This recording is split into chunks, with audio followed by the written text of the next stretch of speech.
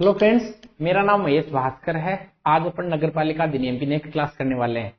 अब आप लोगों को सबसे पहले तो मैं ये बोल देता हूँ कि पिछले 5-6 दिन से क्लास नहीं आई, उसके लिए तो माफी चाहते हैं।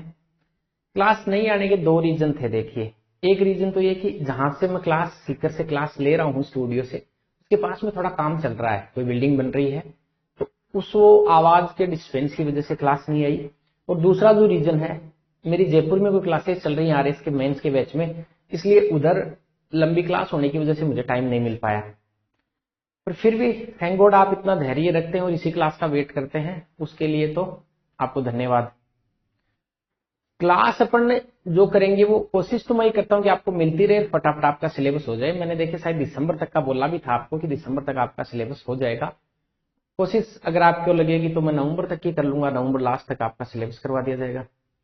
सिलेबस कराना बड़ी बात नहीं है, मैं अभी भी आपको बताता हूँ। आपको ये लगता होगा कि इतनी क्लासें ली, अब आगे आएगी कि नहीं आएंगी, ये भी तो एक संशय रहता है कि पता नहीं क्लास डालेंगे या नहीं डालेंगे, या आगे की क्लास आएगी या नहीं आएगी। इसको लेकर आप निश्चिंत रहिए, मैंने बताया था आपको क्लास आपको मिल जाएगी सारी क्लासेस, ठीक है। साथ साथ में कुछ बच्चों के कमेंट थे कि सर वो धुरीना पे क्लास, लाइव वाली क्लास, वो देखिए चल रही है क्लास, थोड़ा टाइम का एडजस्टमेंट नहीं हो पा रहा, इसलिए क्लासेस चल रही हैं। और धुरीना पे हम ऐसा करते हैं कि टीचर्स से दो क्लासेस, दो टीचर पढ़ा लेते हैं, हर एक सब्जेक्ट हम दो दो टीचर, तीन तीन टीचर से भी करवा लेते हैं। कुछ क्लासेस रिकॉर्ड करके मैं डाल दूंगा, कुछ क्लासेस आपकी चल ही रही हैं, तो आप उसको लेकर बिल्कुल भी निश्चिंत रहिए, तनाव में मत आइए आप। कुछ बच्चे बुक के बारे में पूछ रहे हैं। अब बहुत सारे कमेंट और जो व्हाट्सएप मैसेज आते हैं, मैं उनका रिप्लाई देना इतना संभव हो भी नहीं पाता है, आपको पता है। तो देखिए, बुक का ऐसा है कि वो ऑब्जेक्टिव बेस ज्यादा है, तो मैं चाह रहा था कि थोड़ा और उसको डिले करके ले आए किताब को, ताकि ऑब्जेक्टिव क्वेश्चंस तो तब काम में आएंगे ना आपके, जब आप कुछ पढ़ तो लेंगे। आपके दिमाग में पहला यही क्लिक करता है। और मैं एज ए एस्पिरेंट स्टूडेंट होता तो मेरे दिमाग में ये बात आती कि ज्यादा से ज्यादा मटेरियल मिल जाए, हमें किताबें मिल जाए, नोट्स मिल जाए, ऑब्जेक्टिव की किताब मिल जाए, टेस्ट सीरीज मिल जाए। देखिए, तरीका क्या होता है, पहला तरीका ये होता है कि आप अपने सिलेबस को अच्छे से ठीक कर लीजिए। पहले सबसे पहले आप इवन सिलेबस का लगभग 70% पार्ट कर सकते हैं। जब सिलेबस के 70% भाग को आपने पढ़ लिया अच्छे से, तब आपको ये लगे कि हाँ, सब सिलेबस का 70% हो गया अपना, और अब हमें कुछ टेस्ट सीरीज और रिवीजन और ऑब्जेक्टिव क्वेश्चन सोल्व करने चाहिए। एक तरीका तो होता है ये। पर कुछ बच्चे बहुत ओवर मोटिवेटेड होते हैं, वो आगे ही पढ़ लेते हैं, उनके लिए टेस्ट सीरीज और बुक लेना ठीक होता है। पर चूंकि अधिनियम इस लेंदी है, ये अधिनियम इस प्रकार का कि इसको आगे पढ़ना संभव नहीं है, क्योंकि वो टफ पढ़ता है और आप पढ़ेंगे तो मुझे पता कि उस लेवल से नहीं पढ़ेंगे, आप केवल उसकी रीडिंग मारेंगे। तो जो क्लास है अपनी वो आपको मिल जाएंगी। बुक के बारे में मैंने आपको बता दिया, थोड़ा सा और वेट कर लीजिए, ताकि ऑब्जेक्टिव क्वेश्चंस की किताब है, ऑब्जेक्टिव लास्ट में ज्यादा काम में आते हैं। साथ ही साथ में क्लासेस आपको मिल ही रही हैं, और जो बीच में गैप हुआ, कोशिश करेंगे अब गैप नहीं आए। आपका धैर्य, इतना भी क्या परीक्षा लेनी है आपके धैर्य की, आप वैसे बहुत धैर्यवान है।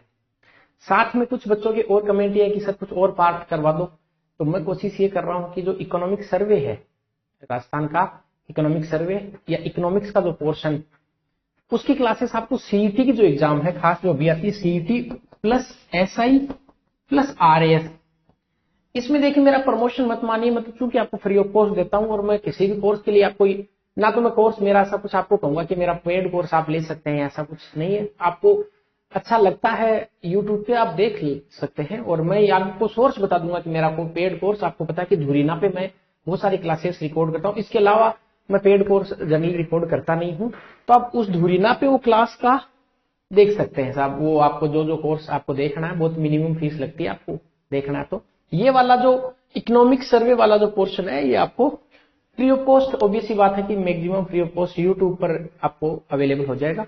इसको आप अच्छे से पढ़ सकते हैं, नोट्स बना सकते हैं। साथ में नगर पालिका वाला चल ही रहा आपके, नगर पालिका वाले कोर्स को पूरा करवाना बहुत बड़ा तनाव है नहीं, ये ज्यादा चैलेंज नहीं है, क्योंकि 3 मैराथन क्लासों में पूरा नगर पालिका एक्ट हो सकता है। मैं आपको अभी बताऊं, धाराएं भी हो सकती है, तीनों लो भी हो सकते हैं, और ये एक्ट पूरा हो सकता है।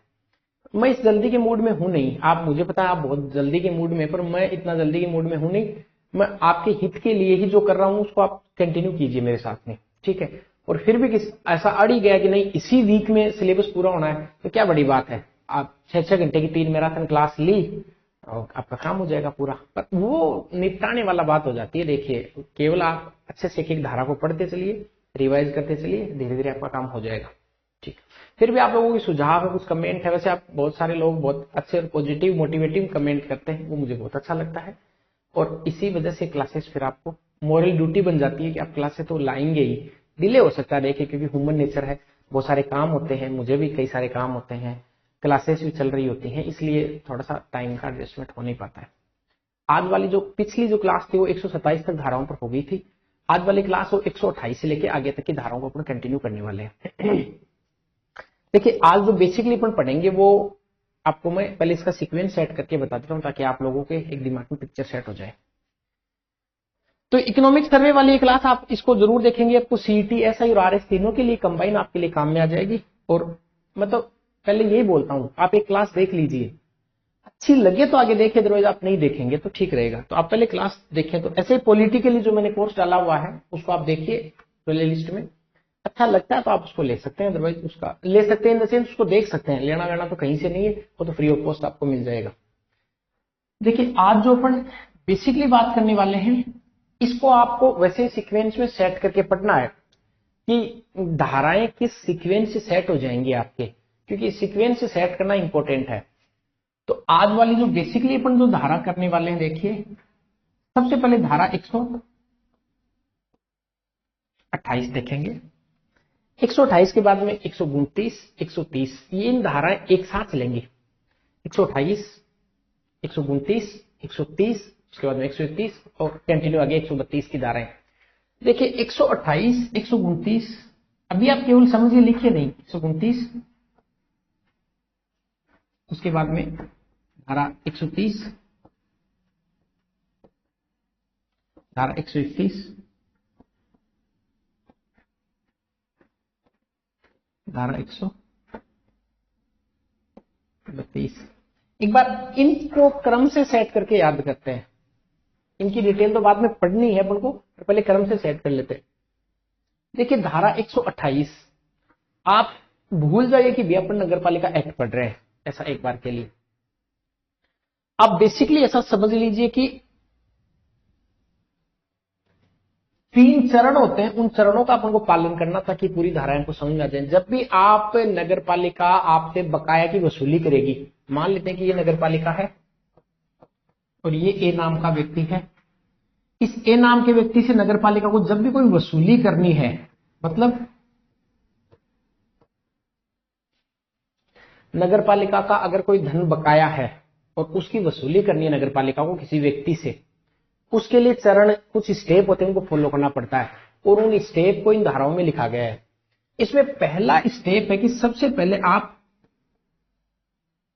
बिल प्रस्तुत करेंगे, याद करेंगे।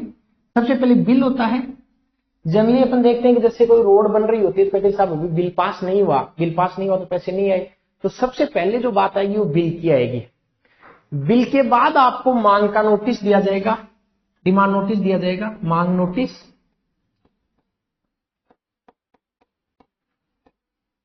और मांग नोटिस के बाद में अगर आप इस पर कार्रवाई नहीं करते हैं तो आपके खिलाफ वारंट जारी किया जाएगा। क्या जारी किया जाएगा? वारंट। इन तीनों को बहुत अच्छे से देखना है। सबसे पहले बिल प्रस्तुत किया जाएगा, बिल के बाद में मांग का नोटिस दिया जाएगा और मांग के नोटिस के बाद में वारंट जारी किया जाएगा। ये बात समझ में आ गई? इसका मतलब ये है कि आज वाली जो बेसिकली अपन धाराएं पढ़ने वाले हैं वो बिल को लेकर होंगी, मांग नोटिस को लेकर होंगी और वारंट को लेकर होंगी। बात समझ में आ गई? ऐसे नहीं है कि अगर कोई पैसे बकाया है तो सीधा वारंट जारी कर दिया जाए नगर पालिका द्वारा।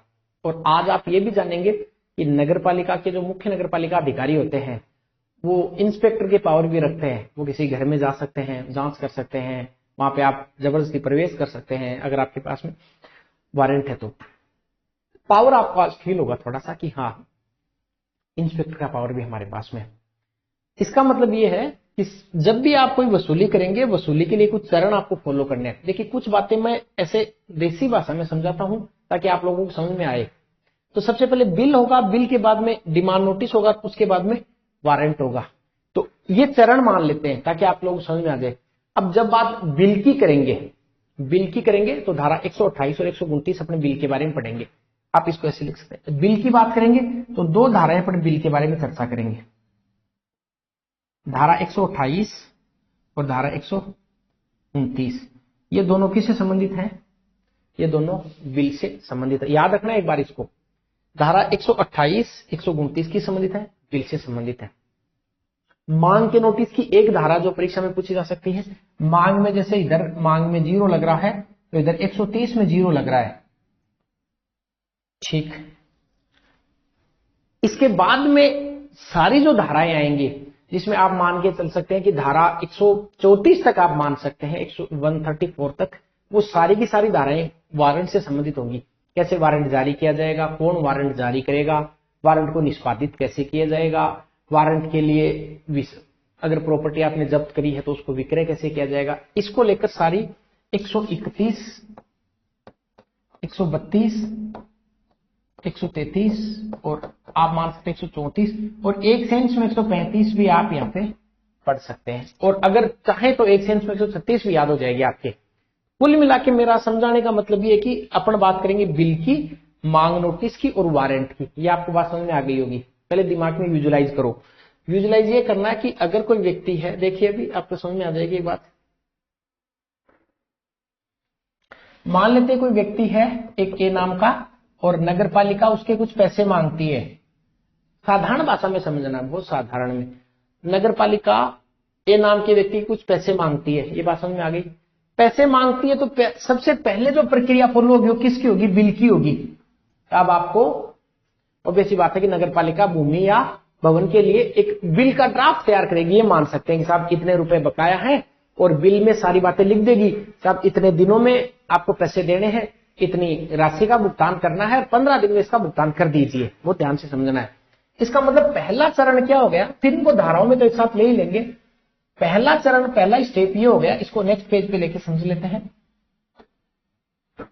पहला जो चरण हो गया वो सबसे पहले बिल का हो गया साहब, कि आपने बिल तैयार किया।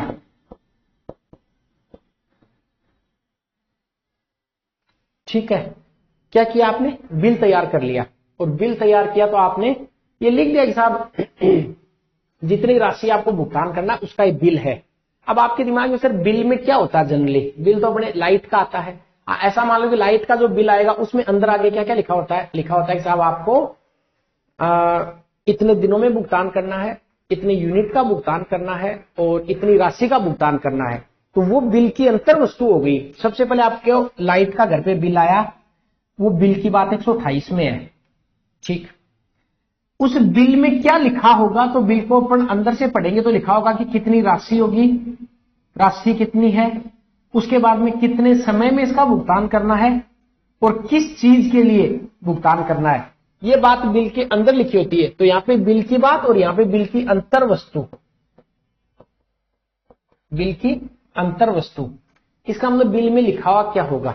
ठीक, बिल में यह भी लिखा होता है कि आपको इस बिल का 15 दिन में क्या करना पड़ेगा? भुगतान करना पड़ेगा। लास्ट ड्यू डेट आपकी इतनी तारीख को है और आपने बिल का भुगतान नहीं किया तो फिर एक डिमांड का नोटिस निकलेगा कि आप, सामने वाली पार्टी नगर पालिका मान लो या बिजली विभाग की बात करें तो बिजली विभाग आपसे मांग करेगा क्या? कि आप हमें पैसे दो।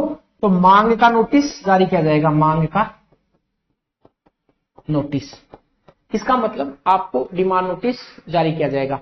डिमांड नोटिस में यह लिखा हो गया कि साहब आपको पैसे देने हैं। डिमांड नोटिस का जो प्रारूप दिया जाएगा वो चौथी अनुसूची में दिया जाएगा, विस्तार से बाद में बात करेंगे। तो मांग का नोटिस दिया जाएगा बिजली विभाग के द्वारा कि साहब आप हमें पैसे दो। मान लेते हैं आपने पैसे नहीं दिए, तो पैसे नहीं दिए साहब, आपके खिलाफ अब क्या जारी किया जाएगा? वारंट जारी किया जाएगा। तो आपके खिलाफ क्या जारी किया जाएगा? वारंट जारी किया जाएगा, अर्थात तब आपको पैसे देने पड़ेंगे। इसके बाद मान लेते हैं कि वारंट आ गया आपके घर पे और आप कोई कार्यवाही नहीं कर रहे हैं, ना आप पैसे दे रहे हैं, ना आप कुछ बता रहे हैं, तो फिर नगर पालिका जो है या बिजली विभाग की बात करें तो बिजली विभाग आपके घर आएगा। ठीक, और घर आएगा तो जबरदस्ती आपके घर में प्रवेश कर लेगा। हो सकता है कि आप अंदर से गेट ही बंद कर लें कि साहब कोई अगर आपसे वसूली करने आता है। तो यहां पे धारा 132 में यह लिखा गया है कि किस प्रकार से ताकत, बल का प्रयोग करके आप किसी के घर में एंट्री कर सकते हैं। तो 132 में बलपूर्वक आप प्रवेश करेंगे। क्यों? क्योंकि आपको वसूली करनी है। सबसे पहले घर पे बिजली का बिल आया, उसकी राशि मान लो 5,000 रुपए थी, ठीक है। राशि का बिल तैयार किया, बिल में इस राशि का उल्लेख कर दिया कि इतनी राशि है। राशि नहीं दी तो डिमांड का नोटिस जारी किया गया, मांग का नोटिस। मांग के नोटिस को आपको करना क्या है भाई? मांग का नोटिस जब आया तो आपको भुगतान करना है, पर आप मांग के नोटिस पे कोई कार्यवाही नहीं करें। ना आप मांग के नोटिस को कोई उनकी डिटेल दें, ना आप पैसे पे करें, ना भुगतान करें, आप कोई प्रतिक्रिया नहीं करें, तो ऑब्वियस ही बात है कि उस आपके खिलाफ क्या जारी किया जाएगा? वारंट जारी किया जाएगा, वारंट। और ध्यान रहे, जो वारंट जारी किया जाएगा आपके खिलाफ, उस वारंट को किस प्रकार से निष्पादित किया जाएगा? जैसे पुलिस वारंट जारी करती है तो उस व्यक्ति को फिर जबरदस्ती कहीं से भी गिरफ्तार करके लाया जा सकता है। ठीक ऐसे ही नगर पालिका या बिजली विभाग आपके घर जाएगा और घर जाके दरवाजे खिड़की तोड़ के भी अंदर प्रवेश किया जा सकता है। मैंने कहा ना, आपको रियल पावर फील होगा कि नगर पालिका ईओ के पास में पावर तो है, मुख्य नगर पालिका अधिकारी के पास में। फिर ये लिखा गया कि आपने घर पे किसी के प्रवेश तो कर लिया, प्रवेश किया तो फिर आगे क्या प्रक्रिया फॉलो करनी पड़ेगी? तो देखिए, ये लिखा गया कि वारंट को निष्पादित कैसे किया जाएगा। आपके घर में प्रवेश कर गए वो लोग, तो वारंट को निष्पादित कैसे किया जाएगा? निष्पादन, वारंट का निष्पादन। अब वारंट के निष्पादन में मैंने आपको बताया कि मान लेते हैं कि 5,000 रुपए बकाया थे, उन 5,000 रुपयों की वसूली किस प्रकार से की जाएगी? बात समझ में आ गई? 5,000 रुपए बकाया थे, 5,000 रुपए की वसूली करनी है। उस वसूली की जो बात है वो 133, 134 में लिखी गई है कि वारंट का निष्पादन करने का तरीका क्या होगा। अब बेसिकली अगर वारंट आपके खिलाफ जारी किया है तो उस वारंट को किस प्रकार से निष्पादित किया जाएगा? तो वारंट निष्पादन का तरीका वो 133 में लिखा गया है। यहाँ पे आप मुख्य नगरपालिका अधिकारी फील होगा कि वो एक ताकतवर पद है, वो किसी के घर में प्रवेश कर सकता है, सूर्योदय से लेकर सूर्यास्त के सामने घर में प्रवेश करेगा और ऑब्वियस ही बात है कि वारंट निष्पादन कर सकता है। तो आपको फील हो रहा है कि नगरपालिका, मुख्य नगरपालिका अधिकारी जो ईओ है, उसके पास इंस्पेक्टर का पावर भी है, डीवाईएसपी का भी पावर है। ऐसे बता रहा हूं कि वो घर में प्रवेश कर सकते हैं, वारंट का निष्पादन करा सकते हैं। अब साथ ही साथ ये भी लिखा गया कि नगरपालिका के 5,000 रुपए बकाया थे और आपके घर पे नगरपालिका अधिकारी गए और उनको लगा कि साहब अपन घर गए हैं तो कुछ तो लेके आएंगे, कुछ लेके आएंगे। 5,000 रुपए का ऐसी कौन सी वस्तु आपके घर पे जो वो ले आए और उसकी कुर्की कर दे। मान लेते हैं आपके घर पे टेलीविजन पड़ा था और उसकी रेट है 5,000 रुपए, ऐसा मान लेते हैं। तो फिर मुख्य नगरपालिका अधिकारी चाहे तो वो टेलीविजन आपके घर से उठा के ला सकता है और उसको नीलाम कर सकता है और नीलामी से जो पैसे प्राप्त होंगे उस पैसे से अपनी बकाया की वसूली कर सकते हैं। इसका मतलब आपकी संपत्ति को कुर्क किया जा सकता है। तो जो संपत्ति कुर्की की बात लिखी गई है, ये संपत्ति कुर्की की बात 134 में लिखी गई है कि नगरपालिका अधिकारी संपत्ति ला सकता है, उसकी कुर्की कर सकता है। ये बात होगी 134 में। 135 की धारा मुख्यतः यह बताती है कि मान लेते हैं कि कोई ऐसा व्यक्ति है जो नगरपालिका की सीमा में नहीं रहता है, वो सीमा से कहीं बाहर रहता है। बात समझिए, 135 ये कहता है, ये बात तो कि नगरपालिका सीमा के अंदर क्या क्या किया जा सकता है। और 135 है कि कोई 3-5 कर रहा है और वो घर बाहर रह रहा नगरपालिका के, ये नगरपालिका का एरिया है और उसका घर तो यहां है जो नगरपालिका की सीमा में नहीं आ रहा है। तो फिर क्या मुख्य नगरपालिका अधिकारी के पास ऐसा पावर होगा? हाँ होगा, बिल्कुल। वो जिस नगरपालिका में इसका घर आ रहा है या तो उसके अधिकारी को, या मान लेते कि इसका घर नगरपालिका में नहीं आ रहा है तो यहाँ के तहसीलदार को, क्योंकि फिर ग्रामीण क्षेत्र में एरिया आ रहा है, इसको संबोधित करके नोटिस जारी कर दिया जाएगा। फिर ये जो प्रक्रिया हुई वो इधर वाला अधिकारी वो प्रक्रिया कर लेगा। ये बात लिखी गई 135 में। क्या लिखा गया है कि नगरपालिका के अगर बाहर कोई रह रहा है, नगरपालिका के बाहर, तो उसके खिलाफ क्या कार्यवाही की जाएगी। ऐसे आप ना 3-5 कोई कर रहा है, 3-5 नगरपालिका के बाहर है और 3-5 कर रहा है, तो क्या प्रक्रिया फॉलो की जाएगी। ठीक है, अब ये तो होगी 3-5 की बात। पर एक स्थिति और आती है, वो ये कि नगरपालिका से किसने बकाया लिया हुआ है, नगरपालिका किसी के 1 लाख रुपए मांग रही है और वो आदमी, नगरपालिका को सूचना मिलती है कि वो आदमी जल्दी अपनी प्रॉपर्टी बेचकर विदेश जाने वाला है। जैसे बहुत सारे लोग विदेश भाग भी जाते हैं यहाँ से प्रॉपर्टी बेच के या बकाया लेकर, बैंकों से बकाया लेकर। उनके लिए क्या प्रक्रिया है? तो उनके लिए धारा 136 बनाई गई है। 136 का आंकड़ा चल रहा है, ऐसा याद रख लेंगे। तो 36 का आंकड़ा चल रहा है कि ये आदमी भाग सकता है जैसे नगर पालिका सीमा में रहने वाला कोई भी व्यक्ति है, उसने बकाया लिया, बकाया वसूली है, और वो जो नगर पालिका पैसे मांग रही है, तो वो व्यक्ति नगर पालिका को ऐसा लगा कि ये आदमी जल्दी यहां से छोड़कर जाने वाला हो सकता है, तो अब इतनी प्रक्रिया फॉलो करेंगे, कितनी, ये पहले बिल प्रस्तुत करेंगे, फिर मांग का नोटिस देंगे, फिर वारंट जारी करेंगे, तब तक तो आदमी विदेश चला जाएगा, वहां सेटल हो जाएगा। तो साफ साफ लिखा गया है 136 में, अगर कोई व्यक्ति जल्दी भागने वाला हो नगर पालिका से, उसके लिए किस प्रक्रिया को फॉलो करना पड़ेगा, वो बात लिखी गई है धारा 136 में, 136 में। क्या लिखा गया है? इसमें लिखा गया है कि अगर कोई व्यक्ति जल्दी ही नगर पालिका छोड़ने वाला हो, उसके खिलाफ क्या एक्शन, क्या कार्यवाही ली जाएगी, ये बात 136 में लिखी गई है। 137 में लिखा गया है कि मान लेते हैं, एक आपको धारा 125 बताई थी, याद कीजिए, व्यावर्तियां लिखी गई थी, सेविंग्स लिखी गई, व्यावर्तियां। देखिए इसमें यह लिखा गया था कि मान लेते हैं कि किसी व्यक्ति के नाम की टाइपिंग में मिस्टेक हो गई, या नाम में मिस्टेक हो गई, या एड्रेस में मिस्टेक हो गई नोटिस जारी करते टाइम, तो ऐसा नहीं कि वो आदमी बच जाएगा कि साहब मेरे से वसूली कैसे कर रहे हो, मेरे तो टाइपिंग में मिस्टेक है, नहीं, प्रक्रिया सेम फॉलो की जाएगी। उसमें व्यावर्तियों का मतलब इतना समझ लिया कि अगर कोई क्लर्क द्वारा नाम लिखते टाइम टाइपिंग में मिस्टेक हुई, जैसे मेरा नाम महेश भास्कर है और भास्कर की स्पेलिंग BHASKAR होती है और किसी ने ER लिख दिया, तो मैं ये कहूंगा साहब मेरे पास नोटिस आया या वसूली के लिए, सर ये टाइपिंग की गलती है, आप किसी दूसरे भास्कर को पकड़िए, मैं तो भास्कर हुई नहीं, ए वाले हिसाब से हूं, मैं तो ई वाले हिसाब से नहीं हूं, नहीं, प्रक्रिया सेम फॉलो की जाएगी, आपको पैसे देने ही पड़ेंगे। ठीक, साथ ही साथ 138 की धारा वो बहुत इंटरेस्टिंग है, इसलिए कि इसमें इतना ही लिखा हुआ है कि अगर कोई व्यक्ति जिसको पैसे मिले हैं, आपको रसीद देनी पड़ेगी बस। जैसे आप बस में चढ़ते हैं, टिकट लेते, पैसे दिए, रसीद देगा, तो कहना 38 की धारा है, 138 की धारा है, नगर पालिका में जब भी कोई पैसे जमा कराने आएगा, यूं नहीं आप साहब थोड़े दिन जेब में डाल के रख लिए कि रसीद बाद में दे देंगे, नहीं, पैसे जमा किया उसकी आपको क्या देनी पड़ेगी, रसीद देनी पड़ेगी। ये बात 138 में लिखी गई है, 138 में। अब दो धाराएं और छोटी छोटी, 139 की और 140 की।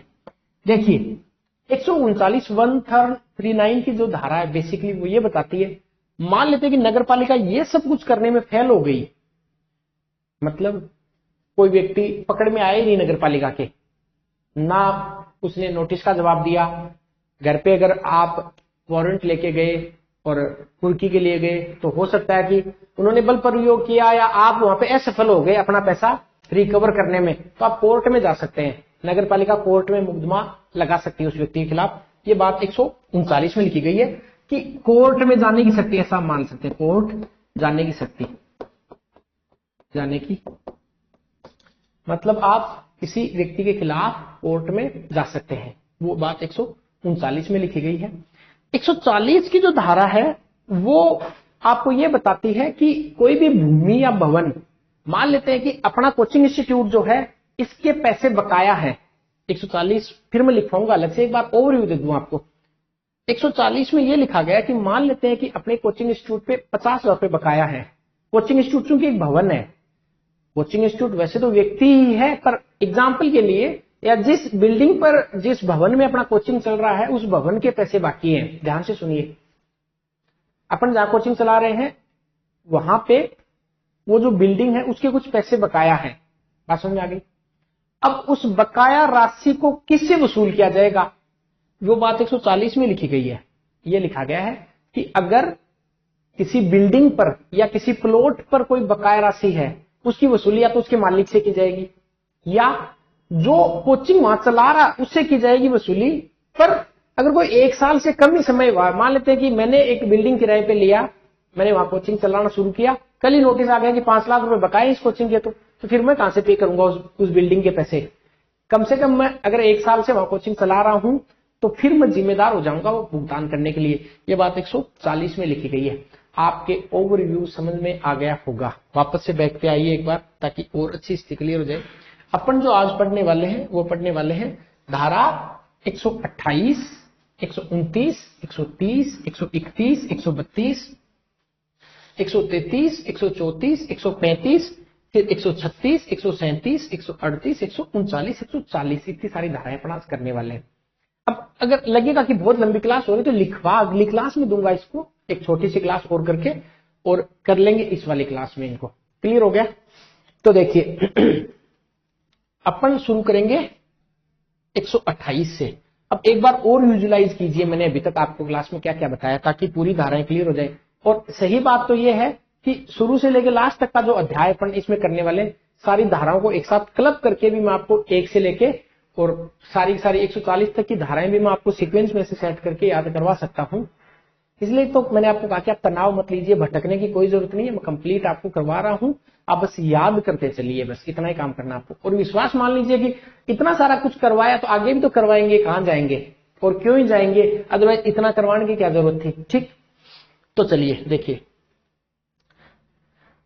आपको देखना है यहां से, यही वाली से एक बार ओवरव्यू और लेते हैं, तो कुछ दिमाग में सिर्फ सेट कीजिए। सेट क्या करना है मैं आपको बताता हूं, आपको इसको शॉर्ट में कैसे तैयार करना है। देखिए ऐसे तैयार करते हैं अपन। सबसे पहले आपको ध्यान रखना, इनको जोड़ों में ग्रुप में बना लेते हैं। डिटेल बाद में लिखवाऊंगा, मैंने आपको बताया, क्योंकि मेरा ऑब्जेक्टिव है आपको धाराएं याद करवाना, तो याद करनी है धाराएं। देखिए सबसे पहले बात करेंगे बिल की। बिल, तो आपको याद करना है कि बिल की बात किस में लिखी गई है। बिल की बात 128 में लिखी गई है, 128 में। ठीक है, बिल की बात 128 में लिखी गई। ऐसे याद कर ले कि इसमें 2-8 आ रहा है, तो दो हमें बिल दो। क्या दो? बिल दो, क्योंकि आपके वैसे भी ठाठ हो रखे, तो बिल दो। ठीक, अब बिल आपने पकड़ लिया अगर सही में, तो आपको दिक्कत आनी नहीं चाहिए। क्यों नहीं आनी चाहिए? देखिए कि अगर आपके बिल आया है तो बिल में अपन क्या देखेंगे कि इसके अंदर क्या लिखा गया है। तो 129 में अपन देखेंगे बिल में क्या लिखा हुआ है। बिल में क्या लिखा हुआ है, क्या लिखा हुआ है। इसका मतलब बिल की क्या हो गई, अंतर वस्तु। बात समझ में आ गई? बिल के बाद में सीधे डी आता है। बी के बाद में क्या आएगा? D. D for demand. B के बाद में डी आएगा तो डिमांड का नोटिस, अर्थात मांग नोटिस। मांग नोटिस, मांग नोटिस।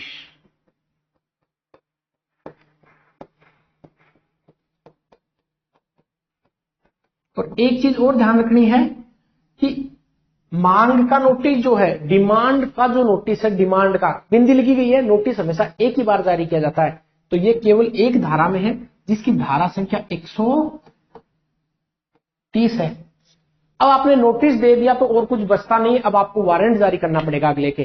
तो बी, डी और डब्ल्यू। डब्ल्यू फॉर होता है वारंट, किसी की वारंट जारी करना।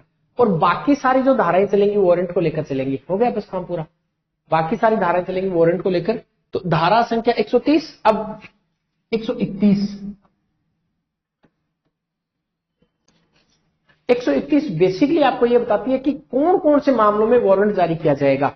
अर्थात अब वारंट जारी करना, आपको जारी करने की शुरुआत करनी है। पहले बिल जारी किया, बिल में क्या लिखा गया था यह बात लिख ली, फिर मांग का नोटिस जारी कर दिया। अब आपको वारंट जारी करना है, वारंट इश्यू करना है। तो यहां पे लिखा है किन मामलों में वारंट जारी होगा। वारंट जारी यूटिलाइज कीजिए। 128 में क्या है? बिल की बात है साहब। 129 में बिल में क्या लिखा होगा उसकी बात है। 130 में बिंदी लगी गई है, तो ये वाली जो बिंदी है ये 130 की बिंदी है, समझ लो। 130 में ये बिंदी यहां लगाती तो किसकी बात होगी? मांग के नोटिस की बात हो गई, मांग का नोटिस की बात हो गई। अब मांग के नोटिस के बाद में आपने मांग लिया, नहीं दिया तो फिर वारंट जारी कर देंगे। और वारंट किन मामलों में जारी किया जाएगा ये बात लिखी गई है 131 में। आपने वारंट जारी कर दिया, अगले के घर वारंट चला गया, उसने कोई एक्शन नहीं लिया, तो आप खुद चलकर जाएंगे। इसका मतलब कि वारंट को निष्पादन करने के लिए आप बलपूर्वक उसके घर में प्रवेश करेंगे। तो आप जो गेस्ट मेहमान बनकर जाएंगे वो 132 में जाएंगे कि आपने वारंट जारी कर दिया, अब वारंट का कोई रिप्लाई नहीं आया। तो देखिए यहां पे नगर पालिका है, यहां पे वो व्यक्ति है। आपने पहले क्या, पहले बात करी बिल की, बिल गया, बिल की अंतर वस्तु बिल भेज दिया, कोई रिप्लाई नहीं। उसके बाद में आपने वो नोटिस दिया, कोई रिप्लाई नहीं। आपने वारंट भेजा, कोई रिप्लाई नहीं। तो फिर आप खुद चलकर जाएंगे इसके घर पे, और खुद किस में चलकर जाएंगे? 132 में जाएंगे। ठीक है, 1 3 2 सारे मिलके जाएंगे, 1 3 2 ये सारे अगले के घर पे जाएंगे। ठीक है, इसका मतलब है कि आपको अगर उसने भुगतान नहीं किया है तो आप खुद चल कर जाएंगे और वारंट का निष्पादन करेंगे कि अब ठीक से कुछ करके आएंगे। तो आप 132 में वारंट का निष्पादन करने जाएंगे। वारंट का निष्पादन हो गया यहां तक। अब उसके घर आप पहुंच रहे, चाय वाय पीने के बाद में क्या प्रक्रिया शुरू करेंगे? आप चाय पीते पीते कि आपका ध्यान इधर होगा कि क्या इसके घर से कौन उठा के भागेंगे नहीं। आप देख रहे हैं इसके घर पे क्या ऐसा मामला है जिसको आप उठा के ले सकते हैं, जिसका आप ऑब्वियस सी बात है कि संपत्ति की आप कुर्की करवा सकते हैं ताकि आपकी वसूली हो जाए। आप देखेंगे साथ सोफे भी पड़े हैं, टीवी भी पड़ा है, बाहर घर पे गाड़ी भी खड़ी है, पास में प्लॉट भी दिख रहा है, ये भी इसी का तो अपनी भरपाई हो जाएगी। तो चाय के साथ में आपको ये सुकून मिलेगा कि हाँ इसके घर पे कुछ तो है। ऐसा नहीं कि आप हर कुछ ही किचन का सामान उठा के ले आए कि शाम को बच्चे खाना खाने के लिए भूखे मर रहे हैं, या वो सिलाई से मशीन चला के अपना रोजगार कर रहा था, वो भी मैं बताऊंगा, आप उस सिलाई की मशीन को उठा के ले आए। ऐसा नहीं करेंगे, आप उन्हीं चीजों को उठाकर लाएंगे जिसमें आपको लगेगा कि हाँ ये चीज काम की है। तो वारंट का निष्पादन होगा वो 132 में होगा। ठीक है, वारंट का जो निष्पादन होता है वो 132 में होता है कि वारंट का निष्पादन किस किस तरीके से किया जाएगा। ठीक एक चीज और ध्यान रखनी है आपको, चीज ध्यान ये रखनी है कि 133 और 134, 132 में घर चले गए और 133 में आप वारंट का निष्पादन कर लिया। 132 में वारंट का निष्पादन करने के लिए बलपूर्वक प्रवेश। इसका मतलब अगले के घर पे आपने जाके डोरबेल बजाई, उसने गेट खोला ही नहीं तो आप अंदर चले गए, जबरदस्ती चले गए। बात 132 में लिखी गई है। पर यहाँ पे यह भी लिखा गया कि ऐसे किसी घर में आप 3 घंटे का पहले नोटिस देंगे जहां पे महिलाएं रहती हैं, तो उस कमरे में आप प्रवेश नहीं करेंगे जहां पे महिलाएं हैं, उससे पहले आपको 3 घंटे का नोटिस देना पड़ेगा। ये सारी बातें पर विस्तार से करेंगे। ये बात हो गई 132 में। 133 में आप अपनी प्रक्रिया शुरू करेंगे। इसका मतलब यह है कि 133 में आप ये करेंगे कि किस प्रकार से जो संपत्ति है, वारंट है, उसका निष्पादन शुरुआत कर देंगे। अब निष्पादन शुरुआत की तो आपको उसकी प्रॉपर्टी को क्या करना पड़ेगा? अटैच करना पड़ेगा। तो प्रॉपर्टी को आप प्रूव कर लेंगे। अर्थात 134 में यह लिखा गया है कि सीक्वेंस से सेट करना है। 134 में यह लिखा गया है कि उसकी संपत्ति को किस प्रकार से प्रूव कर लेंगे। प्रूव का मतलब संपत्ति है तो उसको कुर्की कर लेंगे, उसकी नीलामी कर लेंगे। ये बात लिखी गई 134 में। यहां तक बात समझ में आ गई। 135, 36, 37, 38, 39, 40 6 धारा अगली स्लाइड में पढ़ाता हूं। तो पहले यहां तक देखेंगे। सबसे पहले बिल के बारे में लिखा गया है। इसके बाद 129 में कि बिल में क्या लिखा होता है, ये बात 128 129 में। 130 में मांग का नोटिस है और 131 से लेकर 134 तक आप वारंट जारी करेंगे। उस वारंट की प्रक्रिया है। यहां तक आपको एक बार समझना। 135 वाली छोड़ दीजिए, उनको एक क्रम में आगे याद करवाता हूं। समझ में आ गया? चलिए अब आपको मैं लिखवाना शुरू कर दूं। एक बार आपको धारा समझ में आ गई होगी। तो सबसे पहले लिखिए धारा 128। इसको समझ लेते अच्छे से। धारा 128 कुछ पहले पढ़ रहा होगा आपको। 128 में लिखना, कर के लिए बिल प्रस्तुत किया जाना, टैक्स के लिए बिल प्रस्तुत किया जाना। धारा शॉर्ट में नोट्स बना लेते हैं। धारा 128 कर के लिए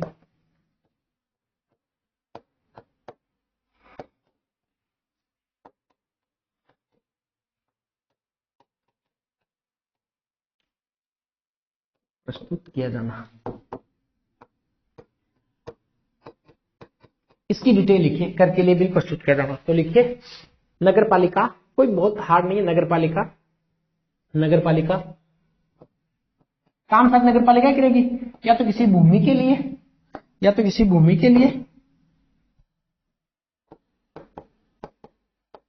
या भवन के लिए, भवन के टैक्स के लिए। कर का मतलब टैक्स। कर के लिए संदाय लिखा गया। संदाय करके संदाय हेतु बिल प्रस्तुत करेगी। बिल बस, इससे ज्यादा नहीं पढ़ना है। 128 में मारवाड़ी में अठाई का मतलब अठाया होता है कोई चीज, मतलब बहुत व्यवस्थित होती है। 28 का मतलब अठाया पड़ा है, तो बिल आपका बिल्कुल अठाया पड़ा है। ये बात 128 में लिखी गई है। मारवाड़ी वाले समझ रहे होंगे जो इधर शेखावाटी साइड के हैं। और कुछ बच्चों की दिक्कत भी आ रही है कि आप 1 to 8 याद कर लेना कि इसमें लिखा गया कि साहब 128 में कि कर के लिए बिल प्रस्तुत किया जाना। और आपने मूल अधिकार पढ़े होंगे, वहां पे 28 में भी टैक्स की बात है, 27 में टैक्स की बात है, 28 में धार्मिक इंस्टीट्यूशन की बात है। तो नगर पालिका में लिखा गया नगर पालिका भूमि और भवन के लिए सबसे पहला काम क्या करेगी? बिल प्रस्तुत करेगी। ठीक, ये बात 128 में आपने लिख ली होगी। बात करते हैं 129 की। 129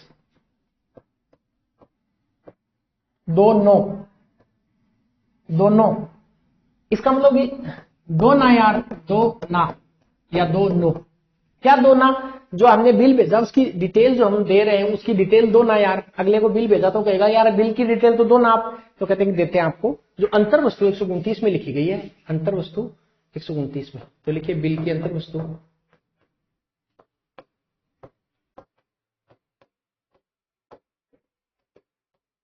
बस। अंतर वस्तु का मतलब इतना ही है, अगर बहुत लोकल लैंग्वेज में इसको लिखें तो बिल में क्या लिखा होगा, इसको लिखिए ब्रैकेट में, बिल में क्या लिखा होगा।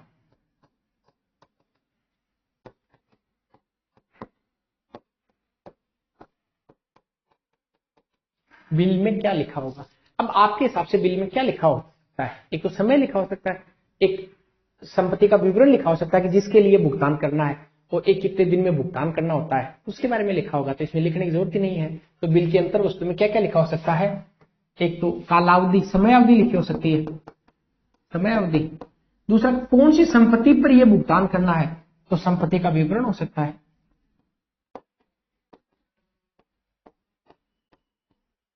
संपत्ति का विवरण लिख लीजिए। तो बिल के अंतर वस्तु में क्या लिखा होगा, बिल में क्या लिखा है, तो समय अवधि और संपत्ति का विवरण, ये बिल में लिखा होगा। क्लियर हो गया।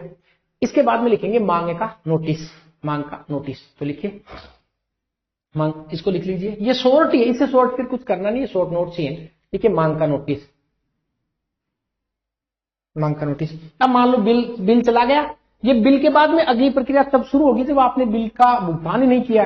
तो फिर अनुसूची चौथी, मैंने कहा ना 6 अनुसूचियां आपके सिलेबस में है, जो 6 की 6 अनुसूचियां, इसमें अनुसूची फर्स्ट की बात अपने धारा 108 में करी थी, और अनुसूची 2 और 3 की बात 117 में करी है।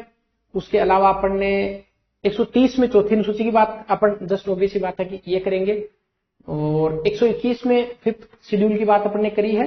ये अनुसूचियां में अभी पूरी हो जाएंगी, पूरी हो जाएंगी, इसका मतलब इन धाराओं के बाद में अनुसूची आएंगी नहीं। तो एक 6 मिनट की भी क्लास नहीं होगी, मैंने अभी बताया आपको। पर पहले इन धाराओं को अच्छे से पढ़ने के बाद आपके समझ में आ जाता है कि अच्छा ये अनुसूची का संबंध इस धारा से है, इसलिए मैंने नहीं पढ़ाई उनको। ठीक, तो बिल में क्या लिखा होगा। अब कुछ बच्चों के भी सर वो 6 की 6 या 8 की 8 जो योजना है वो क्यों नहीं पढ़ा रहे परीक्षा के टाइम में। अभी यूज बढ़ाना और मेरा वो कोई ऑब्जेक्टिव होता नहीं है कि फालतू की क्लासे हो जाए।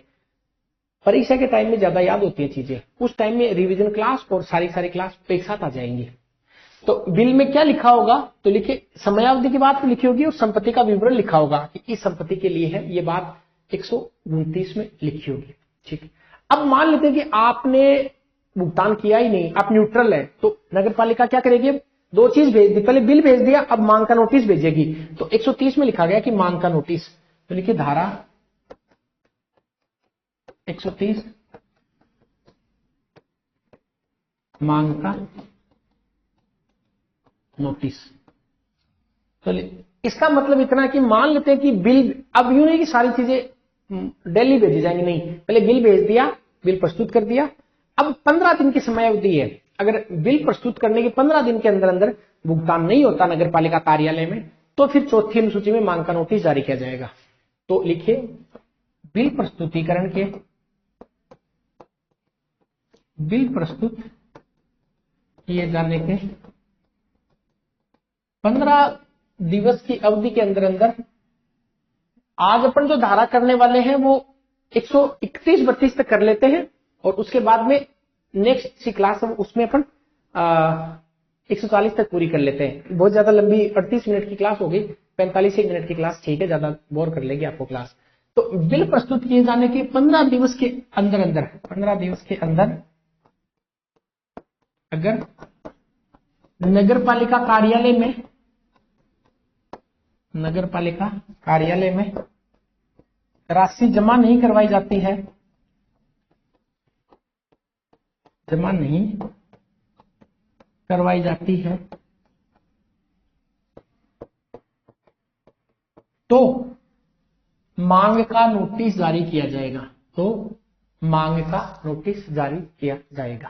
क्या लिखेंगे, अगर बिल प्रस्तुत किए जाने के 15 दिवस के अंदर अंदर, बिल प्रस्तुत किए जाने के 15 दिवस के अंदर अंदर जमा नहीं किया जाए तो क्या जारी कर दिया जाएगा। देखिए इसको अंडरलाइन कर लीजिए, बिल प्रस्तुत किए जाने के 15 दिवस के अंदर अंदर, ये 15 दिवस, और उसमें क्या फिर क्या कर दिया जाएगा, मांग का नोटिस, तो मांग का नोटिस जारी होगा।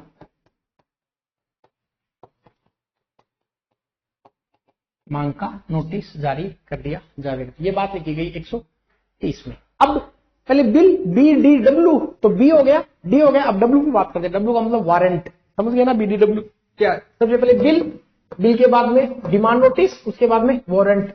तो बी डी डब्ल्यू, बी हो गया दो धाराओं में, कौन कौन सी, 128 129 में, डी हो गया 130 में, वारंट हो जाएगा 131 में। बात समझ में आ गई। तो फिर वारंट पे सब कुछ चलता रहेगा, ठीक, याद कर लेना इसको।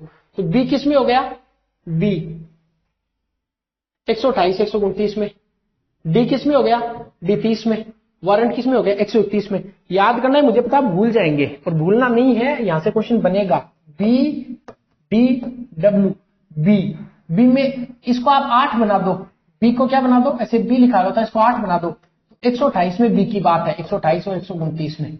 डी, डी को आप 0 बना दो, तो डिमांड नोटिस किस में, 130 में। डब्ल्यू में तो वैसे ही एक डंडा है, तो 131 में वारंट की बात है। तो अब बात करेंगे धारा 131 की, जिसमें लिखा कि किन मामलों में वारंट जारी किया जाएगा। तो लिखिए धारा 131, धारा 131,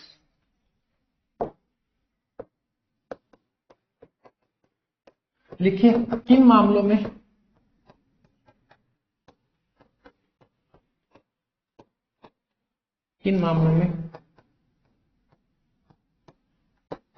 वारंट जारी किया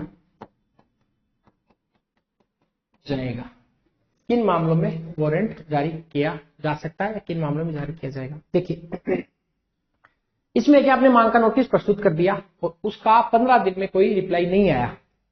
पहले बिल दिया, उसका कोई 15 दिन में रिप्लाई नहीं आया, तो आपने मांग का नोटिस भेजा। अब मांग के नोटिस का रिप्लाई 15 दिन में नहीं आया, उसके बाद ना तो आपने मांग के नोटिस का जवाब दिया, ना आपने जमा कराया, ना कोई कारण बताया, उसके बाद में सीधा सा हिसाब यही है कि आपके खिलाफ वारंट जारी किया जाएगा। ये बात आपको समझना है। पर यह भी बात है कि जब वारंट जारी किया जाता है तो ऐसा नहीं है कि साहब कोई आपके दादाजी ने कोई बकाया था और आपके खिलाफ वारंट जारी कर दिया जाए। वारंट में साफ साफ लिखा गया है, वैसे भी इसमें 3 आ रहा है, 3 साल। ये क्वेश्चन पूछ सकता है कितने साल के पुराने मामलों में वारंट जारी नहीं किया जाएगा। तो ऐसे मामले जिनको 3 साल हो चुकी है, वैसे मामलों में वारंट जारी नहीं किया जाएगा। समझ में आ गया। तो 3 साल से अधिक के जो भी मामले हैं, 3 साल से पहले के मामले हैं, उनमें वारंट जारी नहीं किया जाएगा। तो वारंट जारी जो किया जा सकता है वो आपकी बकाया जो राशि है उसका, ऑब्वियस सी बात है, 3 वर्ष के पुराने मामलों में वारंट जारी नहीं किया जा सकता किसी भी स्थिति में। ठीक है, तो इसको अपन ऐसे लिखेंगे कि कब जारी किया जाएगा। इसको अपन थोड़ा सा सीक्वेंस में और याद करने के लिए, कब जारी किया जाएगा, क्यों जारी किया जाएगा, किसके हस्ताक्षर होंगे, ये बात कर लेते हैं। तो कब जारी किया जाएगा, तो समय अवधि, कब जारी किया जाएगा, आप याद करेंगे इसको, कब, उसके बाद में हस्ताक्षर, क्यों जारी किया जाएगा, क्यों, और उसके बाद में हस्ताक्षर। क्लियर। सबसे पहले क्या है, कब जारी किया जाएगा, दूसरा है क्यों जारी किया जाएगा, तीसरी बात है हस्ताक्षर किसके होंगे। ये 3 बात आपको ध्यान रखनी है। तो सबसे पहले कब जारी किया जाएगा, वारंट कब जारी किया जा सकता है। तो देखिए वारंट जो जारी किया जाएगा वो जारी किया जाएगा अगर आपने 15 दिवस में मांग के नोटिस का कोई रिप्लाई नहीं दिया। तो कब जारी होगा, 15 दिवस में। ये 15 डेज आपको याद रखना है, 15 दिवस। 15 दिवस में अगर मांग की, देखिए पहले बिल, फिर डिमांड और फिर वारंट। बिल प्रस्तुत किया, उसके 15 दिन में अगर आपने जवाब नहीं दिया तो डिमांड नोटिस, और उसके 15 दिन में वारंट। तो मांग के नोटिस का अगर जवाब नहीं दिया, ऐसा समझ सकते हैं। 15 दिवस की अवधि है, 15 दिवस की अवधि, 15 डेज ही लिख सकते हैं, 15 डेज।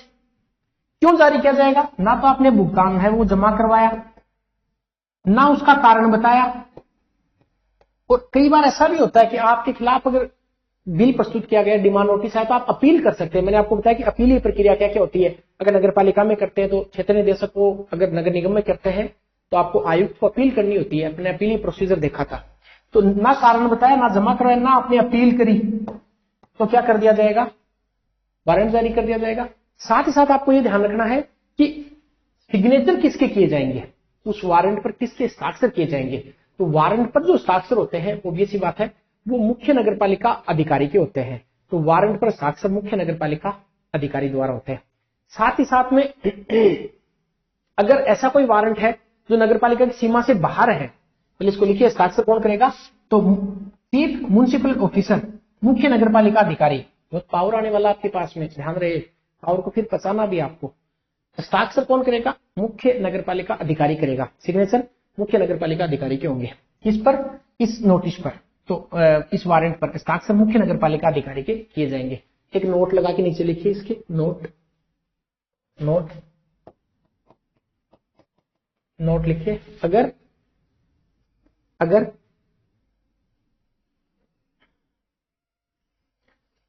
कोई वारंट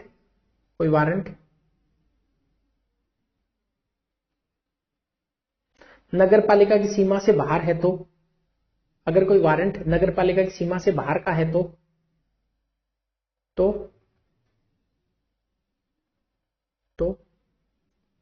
दूसरी नगरपालिका के, जिसमें है दूसरी नगरपालिका के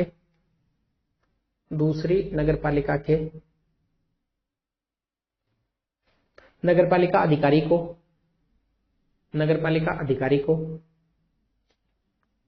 दूसरी नगरपालिका के नगरपालिका अधिकारी को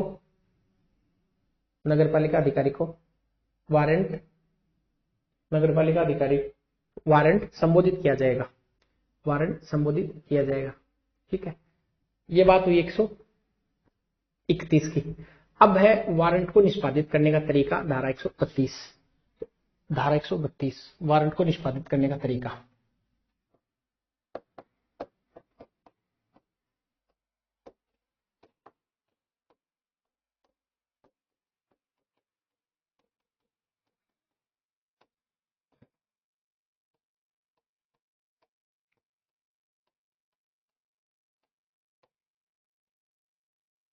इसका मतलब है कि किस प्रकार से वारंट को निष्पादित किया जा सकता है। वारंट को निष्पादित करने के लिए निष्पादित करने का तरीका है, वारंट को निष्पादित करने के लिए बलपूर्वक प्रवेश है। ये बलपूर्वक प्रवेश लिखेंगे, ये धारा 133 ने 132 है। वारंट को निष्पादित करने के लिए पहले तो आप अंदर ही तो जाएंगे। वारंट को निष्पादित करने के लिए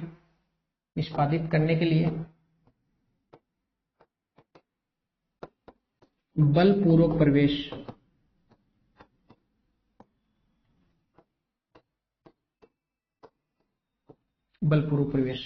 इसका मतलब है कि आप किसी के घर में जबरदस्ती घुस सकते हैं।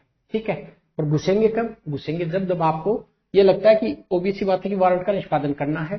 तो इसमें लिख सकते हैं कि ऐसा नहीं साहब रात को चले गए, सूर्योदय व सूर्यास्त के बीच,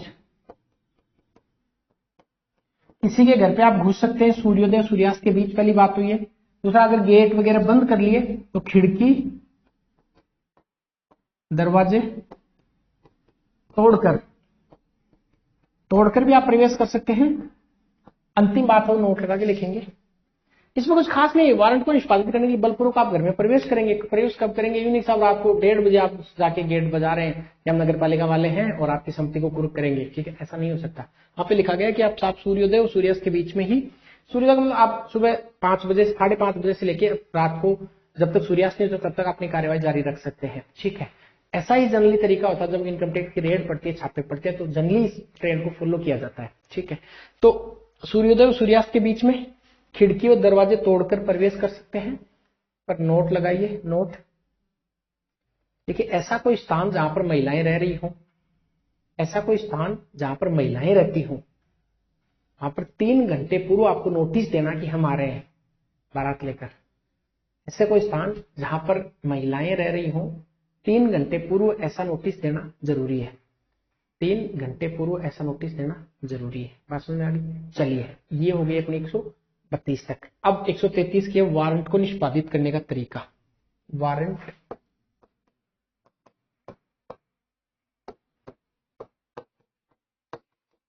निष्पादित करने का तरीका। अब ये अपन 133 से 140 तक एक और क्लास कर लेंगे, उसमें कर लेंगे, क्योंकि पूरा नहीं हो पाएगा इस क्लास में। ये क्लास लगभग 50 मिनट की हो गई। आप तनाव नहीं ले, आपको खूब अच्छे से मैं करवा दूंगा, याद करवा दूंगा सारी धाराएं, आप बिल्कुल बेफिक्र होकर पढ़िए।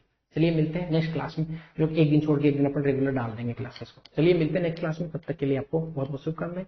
अच्छी लगती है क्लास तो आप शेयर कर सकते हैं, मुझे मोटिवेशन ऑब्वियस सी बात है मिलता है। धन्यवाद आप सभी का।